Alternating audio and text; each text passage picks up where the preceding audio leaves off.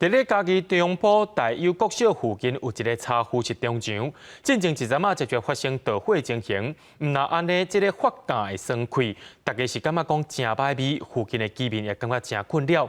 今早起就去抗议，要求业者就要赶紧改善。工作人员一直泉水降温，不过这有机会也是不断的清烟。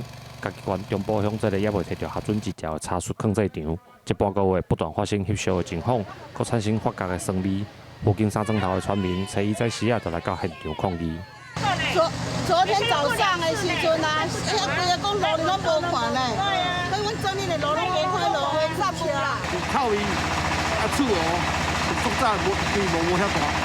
啊，无大我唔知讲遐有人去穿，但是我唔知讲伊真正做出错对付。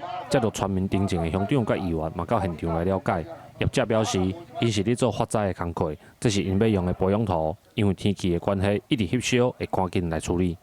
没有燃烧的部分，我们今天等一下车子会过来，先清除，然后有闷烧的部分，我们先把闷烧点找出来，就是你清运过程中也要相对的安全。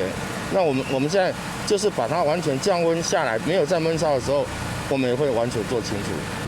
今天看这种状况的话，我们会在依我们的废弃物清理法，理论上我们会加重处分，而且他如果在近期内不清的话，在我们行政程序的部分，我们第一点会做强制执行，第二不排除会请那个检调这边来进行那个后续的调查。